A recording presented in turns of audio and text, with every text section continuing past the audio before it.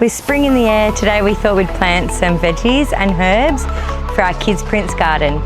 Today we planted 3 types of different tomatoes, zucchini, basil and spinach, so that we can harvest them and use in our kitchen. Together the kangaroos and koalas today learnt how to plant the vegetables, learnt how to look after them with water, but they need sunshine. We wait for some of the flowers to grow and that produces the fruit.